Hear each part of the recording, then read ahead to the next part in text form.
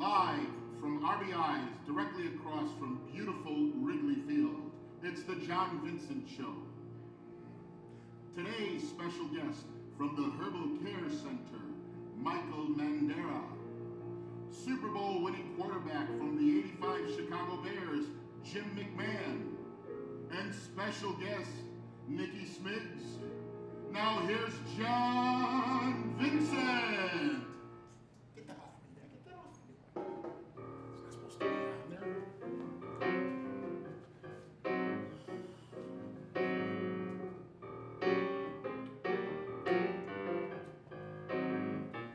I said love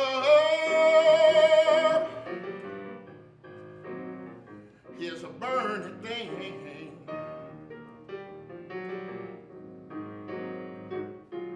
And it makes a fiery rain. You know I'm down, and that burning desire. And oh, love, comes that ring of fire.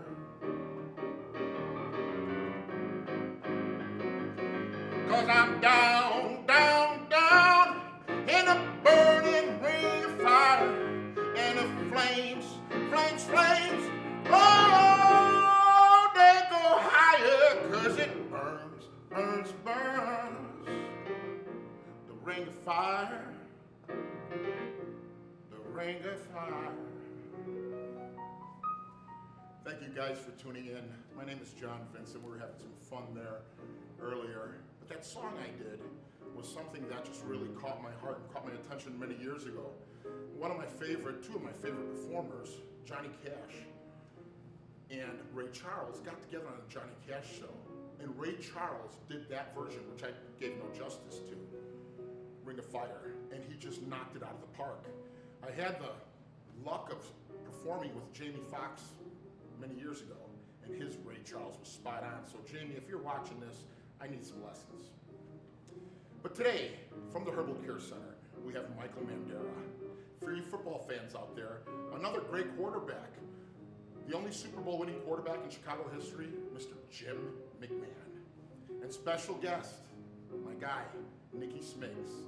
This is the John Vincent Show, and we thank you for tuning in. David, we love you.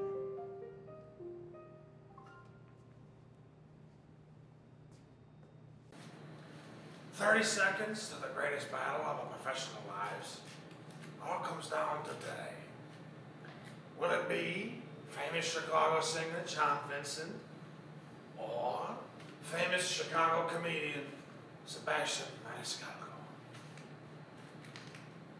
The competition will be who can do more body squats. On your mark, get set.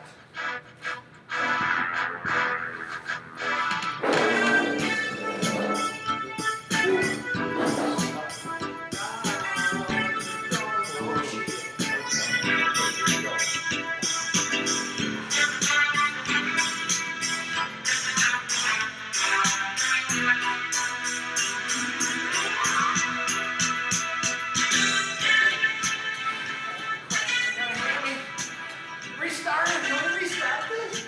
How is this possible? How? 1,000. Vincent! Vincent!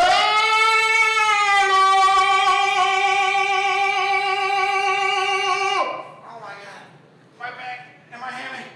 They're gone. I can't do it. How did you do that? How did you do that? Guys, it's Johnny Vincent here, and I told you we have a great guest on today, Jim McMahon. When I first met Jim, I got lucky enough to meet him when I was working at Ditka's. His personality came through just what I thought it would be. Watching him all those years growing up, being the Chicago Bear quarterback, the punky QB, having this great personality, and then it was so refreshing to have this personality of this person be who he is. And I've been a fan of Jim since I was a young boy, even though I'm a Packer fan, and we know that. Jim played for them. that last year and won another Super Bowl 10 years later. So I'm so honored to have him on my show with the owners of the Herbal Care Center, Nick Mandera and Michael Mandera. So Jimmy, thank you for being on. I know you're a busy man. You're out in Florida right now, right? Hey, brother, I appreciate you having me on. Always great to see you. And I'm excited to talk to your guest and look forward to visiting their establishment when I'm back in Chicago. 30 some years ago when you guys won it, or almost, yeah, about 30 some years ago now. What would this week, we're going up to Super Bowl, we're filming, but I know this is a later show coming up, but while we're filming this, coming up to the Super Bowl, what was the biggest thing? I remember the papers, I remember all that. What was the biggest thing that was in your head? Just have a good time, focus, or have a good time and win? How did you prepare for that game? Well, I wasn't really worried about winning the game. I figured we were gonna take care of business. My biggest worry was staying alive that week because I was getting death threats for 3 days.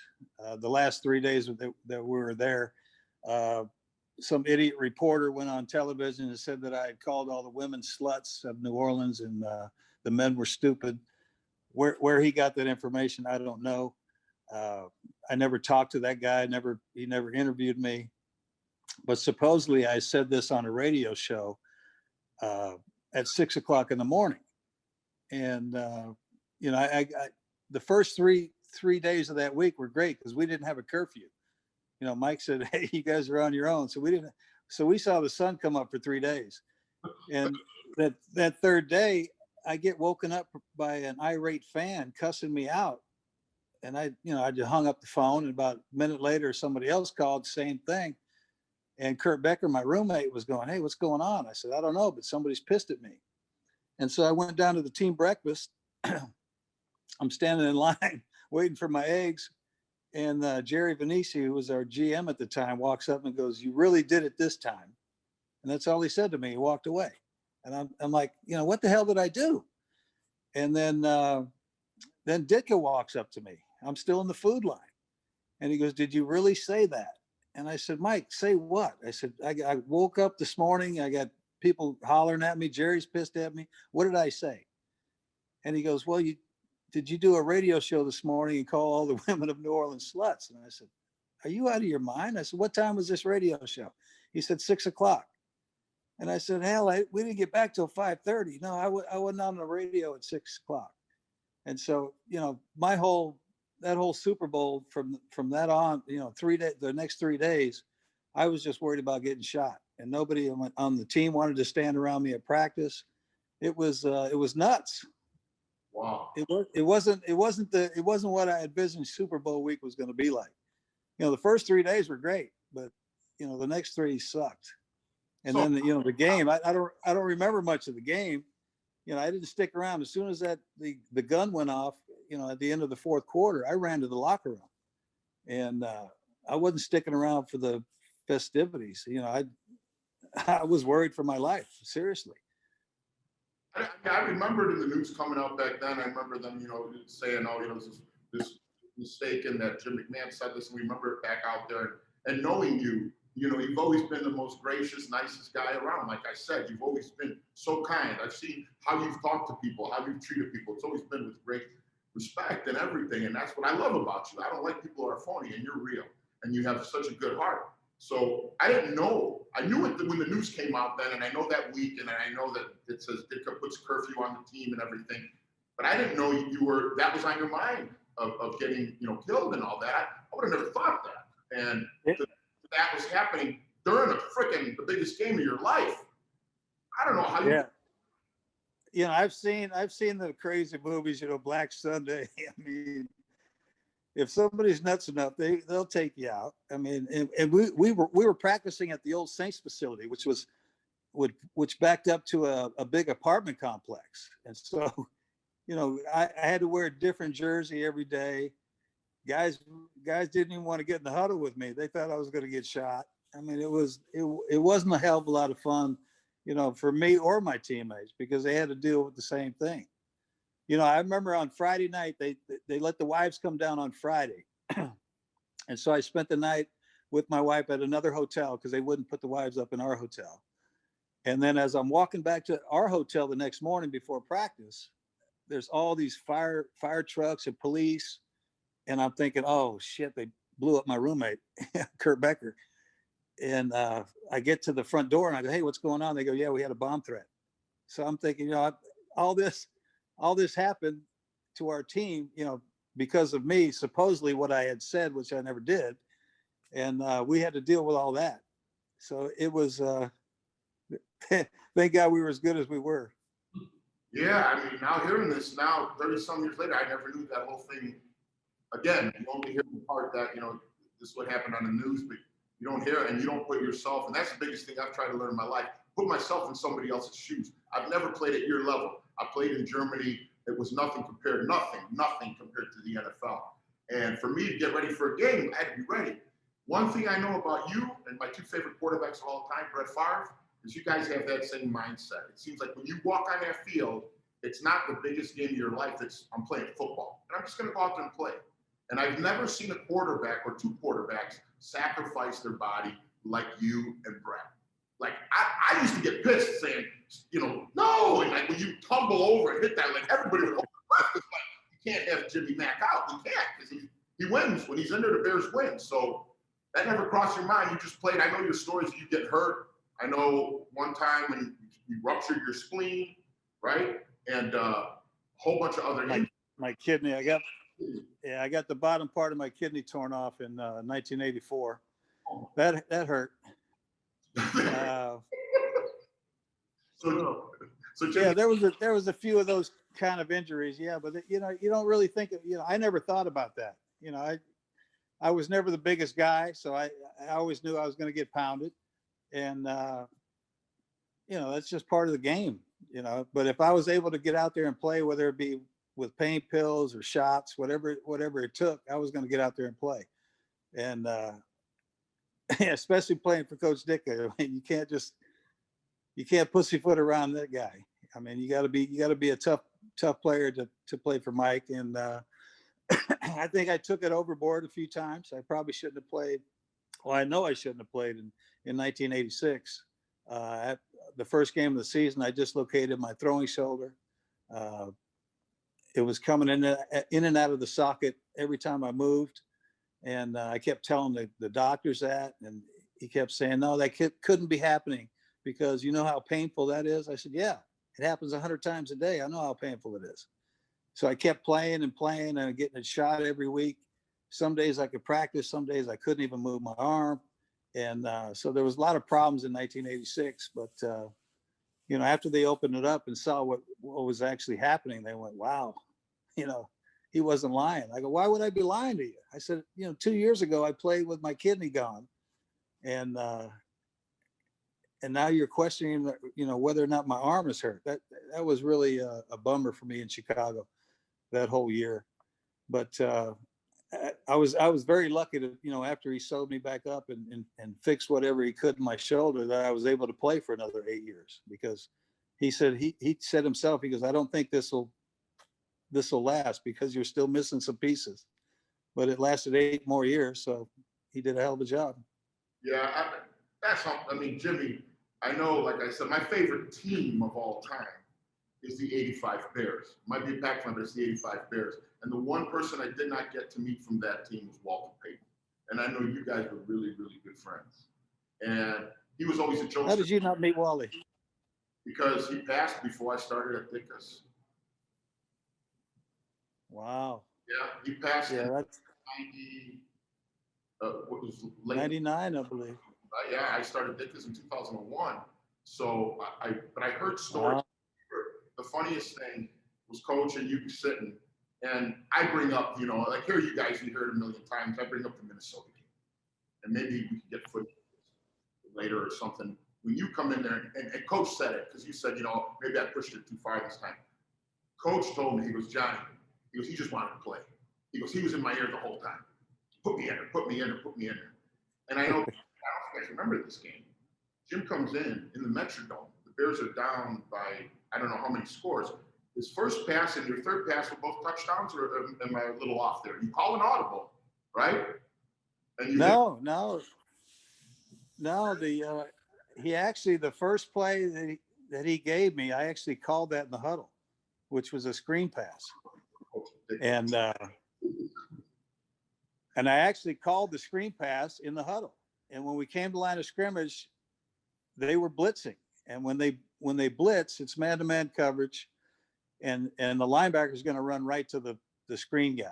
And so I was on so many painkillers, and I was barely standing up at that point, but I almost fell on my face. If you remember right, I come away from the center, and they're blitzing. Walter comes in and picks up the blitzing linebacker, and when I regained my balance, I just happened to look downfield, and Willie Galt was 10 yards behind his guy. So I just threw it to Willie. I knew, it hadn't been long enough for the lineman to be downfield for the screen. And so I just let it go, and we score. And so I come off the field, and Dickett grabs me, and he says, "What damn play did you call?"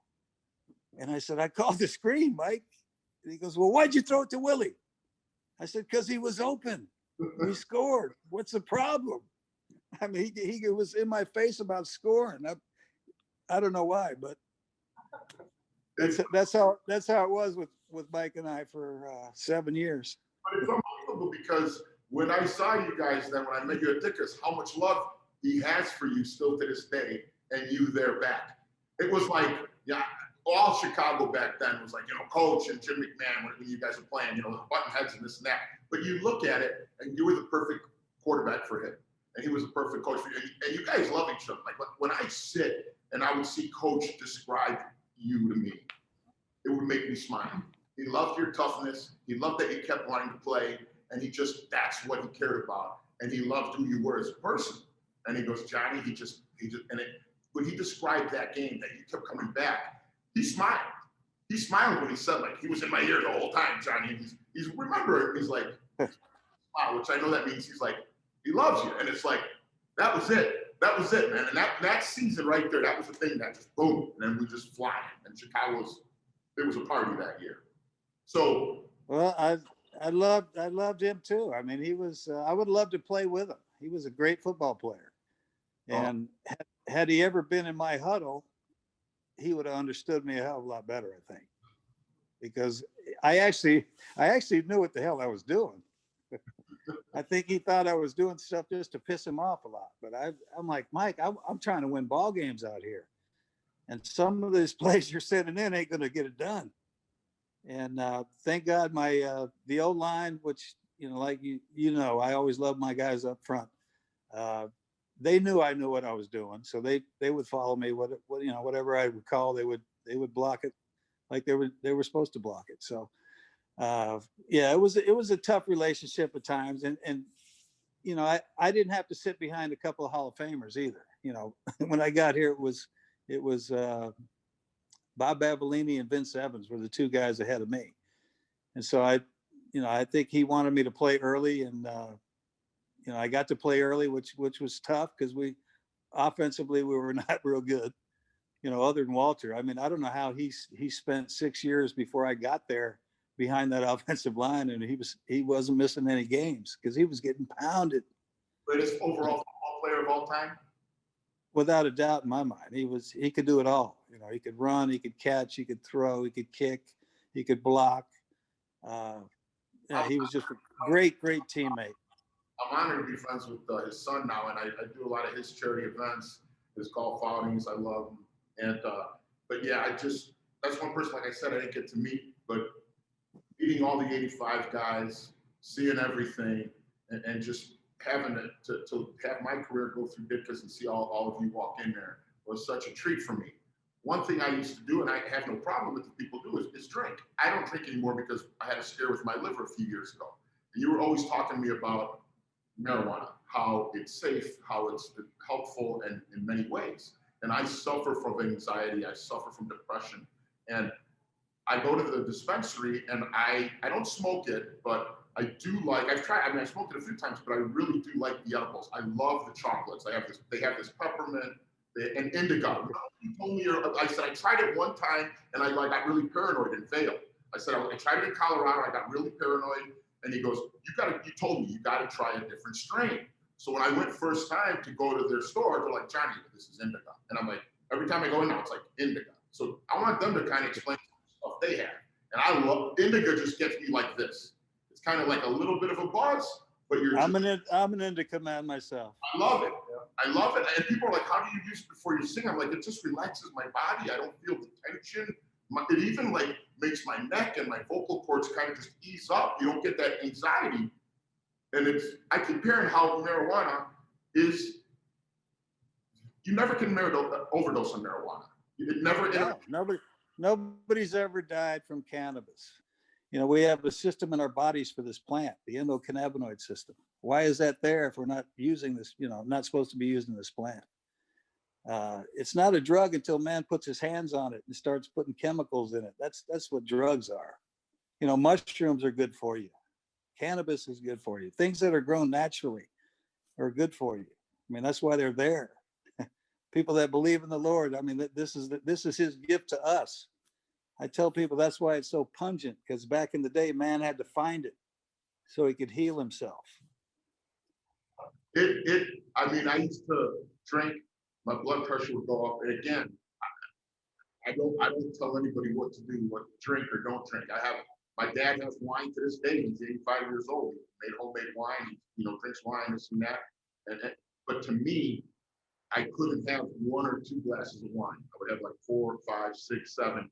Next day I wake up, and as I got older, blood pressure is getting close to 180 over like 100, this, that, everything else.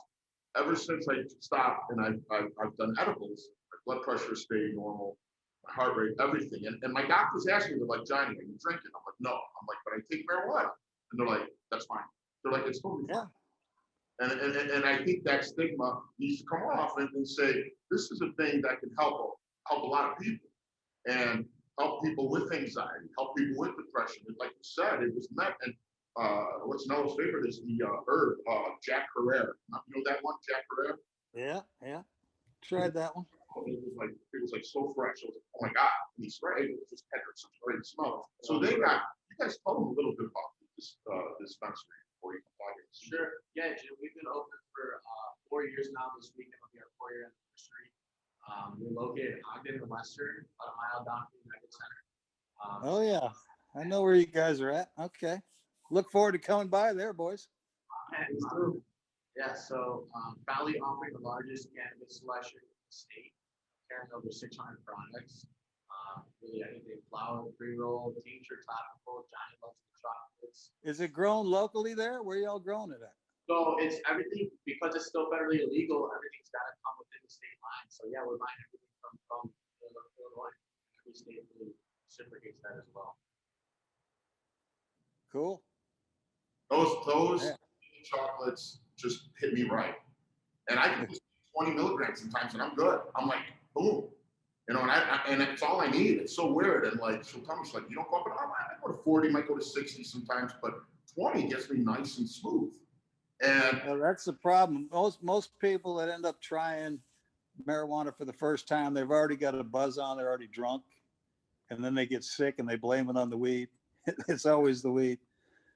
Or they take an edible and they, after 30 minutes, say, oh, I don't feel anything. Then they take another one and then it doesn't kick in until later. So they don't know how to, that's the thing. They just got to experiment. They got to try different strains. Like you said, try an indica, try a sativa. There's all kinds of things, and they all do something for you.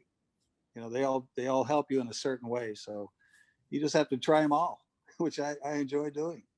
Maybe in the summertime when you come in, we go out there and throw a couple passes out there. Maybe I can run a couple routes if I lose some weight.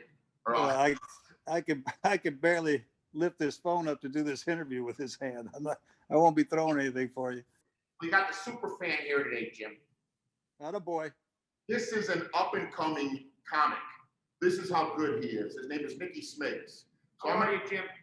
I'm going to do a quick little succession and watch how he hits this. Christopher Walken. Jimmy, I'm used to seeing you with a headband on. I kind of miss the logo on your forehead with a pair of shades, baby. Tony Soprano. Oh, quarterback 85 Bears. The champ. How you doing? Down in Florida, have a little bit of a yeesh. Take it easy. Sebastian Maniscalco, the famous Italian comedian who was the biggest sellout in the United Center, right? United Center history. United Center history. You didn't have a gut like I do, but I gotta tell you, Jim, I could use the facial hair you got going on. Because the super fans had mustaches and I can't grow nothing. Okay. This kid, Jimmy, he's going to be a star. He's going to be a star. Tell you. John, I just had 13 pounds of sausage. I can't even feel my Take it face. easy with the kielbasa and the bratwurst, okay? I'm a Packer fan, so I can do the bratwurst, but I'll do a little kielbasa. I'll do both. That's fine. That's good. There you go. See, there you go. You played for me. He's a Bears champ. So Nicky Smigs, Nicholas Mandera, Michael Mandera, Jim McMahon, thank you. I love you. My brother, for you to take your time out, I know you're busy. I can't thank you enough. So I just appreciate you and I love you. Hey, Johnny, my pleasure, brother. Great to see you guys. Look forward to coming back to Chicago, watching you perform, my man, and coming to see your dispensary, guys. Look forward to it. Gotcha. Thank you, Jimmy. We love you. You're the best. All right, brother. Have a good night. David, start it up for me, please. Great David Fiorello. All my bags are packed. I'm ready to go. Standing here outside your door. I hate to wake you up to say goodbye. But the dawn is breaking, it's early morn. Taxi is waiting and he's blowing his horn. I'm so lonesome I could die. So kiss me, smile for me, tell me that you'll wait for me. Hold me like you'll never let me go. 'Cause I'm leaving on a jet plane. I don't know when I'll be back again. Oh, babe, I hate to go. 'Cause I'm leaving on a jet plane. I don't know when I'll be back again. Oh, babe, I hate to go. But it's time to go. Thank you so much, guys, for tuning in. Thank you, everyone. I had a great time, and I hope you did too. Thank you.